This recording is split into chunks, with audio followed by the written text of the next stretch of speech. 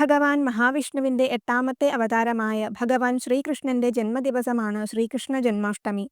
ചിങ്ങമാസത്തിലെ കൃഷ്ണപക്ഷ അഷ്ടമി തിഥിയും രോഹിണി നക്ഷത്രവും ചേർന്നുവരുന്ന ദിവസമാണ് നാം അഷ്ടമി രോഹിണിയായി ആഘോഷിക്കുന്നത്. ഭഗവാൻ ഏകദേശം 5200 വർഷങ്ങൾക്ക് മുൻപ് മധുരയിൽ അവതരിച്ചതായി പറയപ്പെടുന്നു. ശ്രീമദ് ഭാഗവതമനുസരിച്ച് ഒരിക്കൽ അഹങ്കാരം മുഴുത്ത രാജാക്കന്മാരുടെ രൂപത്തിൽ പ്രത്യക്ഷപ്പെട്ട അനേകം അസുരന്മാരാൽ വർദ്ധിച്ച ഭാരത്താൽ വിഷമിച്ച ഭൂമിദേവി ഒരു പശുവിന്റെ രൂപമെടുത്ത് മറ്റ് ദേവതകളോടൊപ്പം ബ്രഹ്മാവിനെ ശരണം പ്രാപിച്ചു.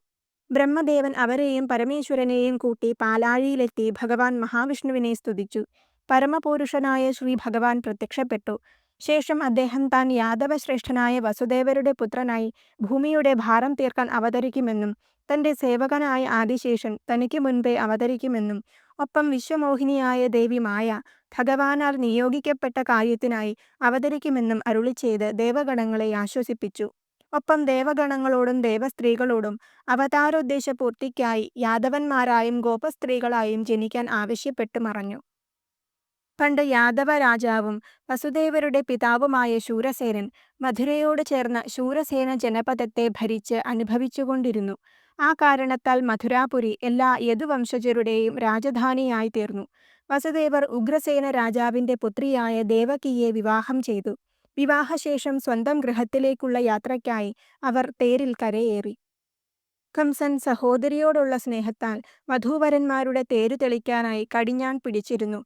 വാദ്യമേളങ്ങളുടെ അകമ്പടിയോടെ തേര് മുന്നോട്ടു നീങ്ങിയപ്പോൾ കംസനെ സംബോധന ചെയ്ത് ഒരു അശരീരി അവിടെയാകെ മുഴങ്ങിക്കേട്ടു. "അല്ലയോ മൂഢ, ആരെയാണോ നീ തേരിൽ കരയേറ്റി കൊണ്ടുപോകുന്നത്, അവളുടെ എട്ടാമത്തെ പുത്രൻ നിന്നെ കൊല്ലുന്നതാണ്." അശരീരി കേട്ടയുടനെ കംസൻ ക്രുദ്ധനായി വാളുമെടുത്ത് സഹോദരിയെ വധിക്കാനായി അവളുടെ മുടിയിൽ ചുറ്റിപ്പിടിച്ചു.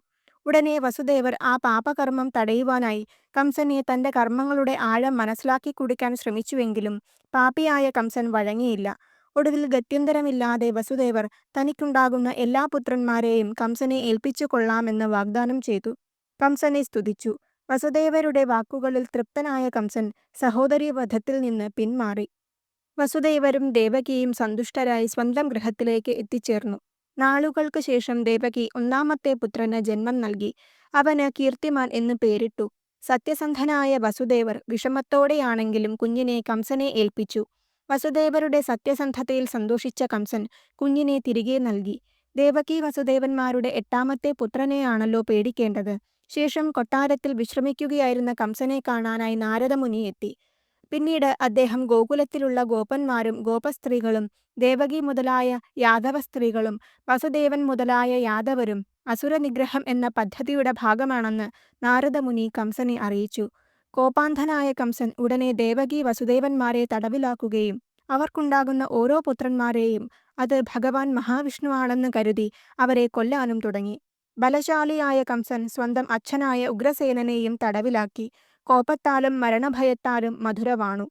ജരാസന്ധന്റെ സഹായത്തോടെ യാദവരെ ഉപദ്രവിച്ച കംസനെ ഭയന്ന് യാദവന്മാർ പലായനം ചെയ്തു. ദേവകിയുടെ 6 പുത്രന്മാരും കംസനാൽ കൊല്ലപ്പെട്ട ശേഷം ആദിശേഷന്റെ അംശത്തെ ദേവകി ഏഴാമതായി ഗർഭം ധരിച്ചു.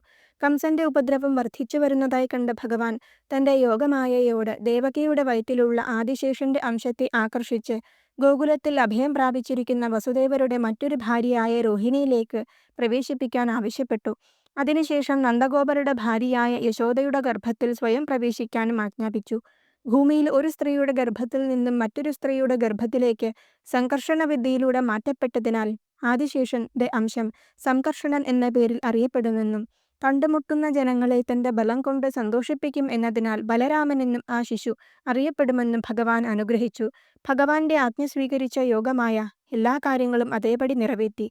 യോഗമായാദേവി ദേവകിയുടെ ഗർഭം രോഹിണിയിലേക്ക് മാറ്റിയപ്പോൾ കംസൻ ഏഴാമത്തെ ഗർഭം അലസിയതായി വിശ്വസിച്ചു. ശേഷം ഭഗവാൻ നാരായണൻ തന്റെ പൂർണ്ണ തേജസ് കൊണ്ട് വസുദേവരുടെ മനസ്സിലേക്ക് പ്രവേശിച്ചു. വൈഷ്ണവ തേജസ്സിനാൽ വസുദേവർ തിളങ്ങി നിന്നു. ദേവകി ആ വൈഷ്ണവ തേജസ്സിനെ ധരിച്ചു. മുൻപ് കാണാത്ത വിധമുള്ള തേജസ് ദേവകി വസുദേവന്മാരിൽ കണ്ട് കോപാന്ധനായ കംസൻ ദുഷ്കൃത്യങ്ങളിൽ നിന്ന് തന്നെത്താൻ പിന്തിരിഞ്ഞു. ദേവഗണങ്ങൾ ഭഗവാനെ സ്തുതിച്ചു. അങ്ങനെ ഗർഭകാലം പൂർണ്ണമായ ശ്രാവണമാസത്തിലെ കൃഷ്ണപക്ഷ രോഹിണി ദിനം ഭഗവാൻ അവതരിച്ചു. ദേവഗണങ്ങളും യക്ഷകിന്നരന്മാരും വാദ്യസ്തുതികൾ ചെയ്തു. അപ്സരസുകൾ ആനന്ദനൃത്തമാടി. അന്ധകാരം നിറഞ്ഞ ആ അർദ്ധരാത്രി നേരത്ത് കിഴക്ക് ദിശയിൽ ചന്ദ്രബിംബം പോലെ തിളങ്ങുന്ന ഭഗവത് രൂപം കണ്ട് വസുദേവർ 10,000 പശുക്കളെ സന്തോഷത്താൽ ദാനം ചെയ്യുന്നതായി മനസ്സിൽ സങ്കൽപ്പിച്ചു. ശ്രീ മഹാവിഷ്ണുവിന്റെ ലക്ഷണങ്ങളോടുകൂടി കണ്ട ബാലനെ കണ്ട് ദേവകി വസുദേവന്മാർ ഭഗവാനെ സ്തുതിച്ചു. കംസനെ ഭയന്ന് ശംഖചക്ര ഗദാപത്മങ്ങൾ ചേർന്നതും 4 കൈകളുമുള്ള ഭഗവത് രൂപം മറയ്ക്കാൻ അവർ അപേക്ഷിച്ചു. ഭഗവാൻ ദേവകി വസുദേവന്മാർ അവരുടെ പൂർവ്വജന്മത്തിൽ ഭഗവാനെ പുത്രനായി ലഭിക്കാൻ ചെയ്ത തപസ്സിനെ ഓർമ്മപ്പെടുത്തി തന്റെ മായയാൽ സാധാരണ ശിശുവായി മാറി. അതിനുശേഷം ഭഗവാന്റെ ആജ്ഞയാൽ വസുദേവർ പുത്രനെ എടുത്ത് പ്രസവമുറിയിൽ നിന്ന് പുറത്തേക്ക് കടന്നപ്പോൾ ഗോകുലത്തിൽ അതേ സമയം തന്നെ യശോദയ്ക്ക് യോഗമായാദേവി ശിശുവായി ജനിച്ചു. ഉടനെ സൂര്യനാൽ ഇരുട്ടകലുന്നത് പോലെ എല്ലാ കോട്ടവാതിലുകളും തന്നെത്താൻ തുറന്നു. നേരിയ ഇടിമുഴക്കത്തോടെ മഴ ആരംഭിച്ചു. അനന്തൻ തന്റെ പത്തികളാൽ മഴത്തുള്ളികളെ തടഞ്ഞു. ഇന്ദ്രൻ മഴ പെയ്യിച്ചുകൊണ്ടിരിക്കെ നിറയെ വെള്ളമുള്ളതും ചുഴികൾ നിറഞ്ഞതുമായ യമുനാ നദി വസുദേവർക്കായി വഴിമാറിക്കൊടുത്തു. ഗോകുലത്തിലെത്തിയ വസുദേവർ യോഗമായാദേവിയുടെ വൈഭവത്താൽ ഗോപന്മാരെല്ലാം ഉറങ്ങിക്കിടക്കുന്നതായി കണ്ട് പുത്രനെ യശോദക്കരികിൽ കിടത്തിയ ശേഷം യശോദയുടെ പുത്രിയെ എടുത്ത് തിരികെ കാരാഗൃഹത്തിലെത്തി. പെൺകുഞ്ഞിനെ ദേവകിക്കരികിൽ കിടത്തിയ ശേഷം തന്റെ കൈകാലുകൾ ഇരുമ്പ് ചങ്ങല കൊണ്ട് ബന്ധിച്ച് മുൻപത്തെ പോലെ വാതിലടച്ചിരുന്നു.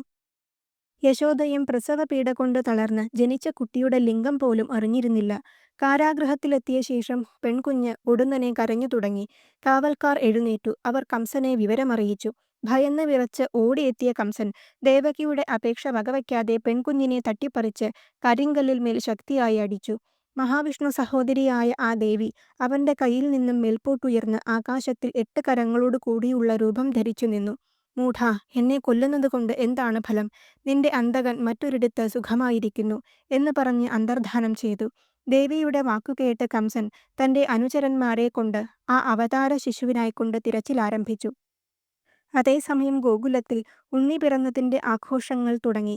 എല്ലാവരും കുഞ്ഞിനെ അനുഗ്രഹിക്കാനായി എത്തി. നന്ദഗോപരും യശോദയും പുത്രന് കൃഷ്ണൻ എന്ന് നാമകരണം ചെയ്തു. ഗോകുലവാസികൾ ആനന്ദത്താൽ നൃത്തമാടി.